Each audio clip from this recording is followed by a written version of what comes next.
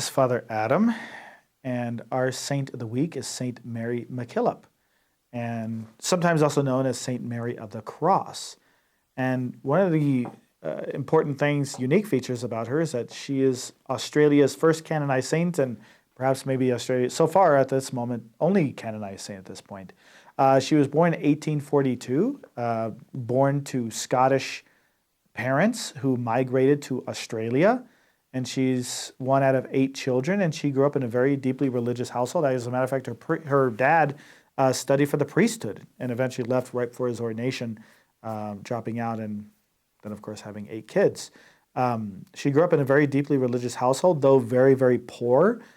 And from that early age, she knew she wanted to give her life to God. And so she had a deep yearning and love and aspiration to join the religious life.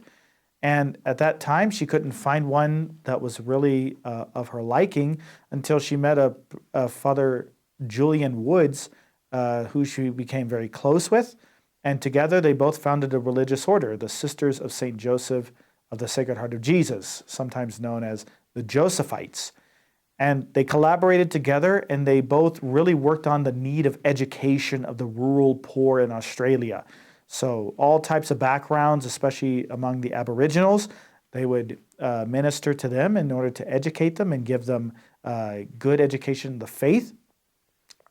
Yet, though they were very successful and she founded this religious order and they spread around, yet she was suffering through a lot of strife, unfortunately, with some of the bishops of her time. As a matter of fact, one moment even led to her being excommunicated by a bishop due to false information given by one of the priests there in the diocese.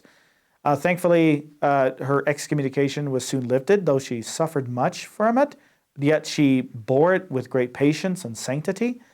But yet she still continued to have some strife with the bishops, neighboring bishops with the different dioceses and places that her schools would be run. Due to governance of the religious order that she founded. But it was eventually given approval by Rome, and a mother superior was elected, not herself, but another one was selected to be the superior, and they very much flourished, and it became a model for Catholic education there in Australia. She eventually suffered a stroke during a time in New Zealand in 1902, and she suffered a lot of physical debilitations after that. But yet her mentality, her mind and everything still remained pretty sharp. So she was actually eventually elected superior, Mother Superior of the entire congregation, and she led it with great love and zeal and devotion all the way up until the moment of her death on August 8th, 1909. So she was canonized by Pope Benedict in 2010, and her feast day is August 8th, which is also the feast day of St. Dominic, so overlaps a little bit there.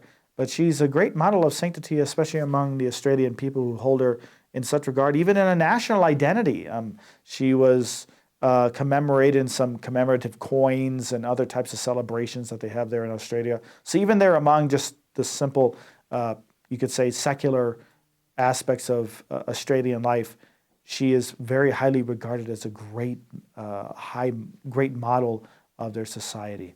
So remember, this could be you, and Saint Mary MacKillop, pray for us.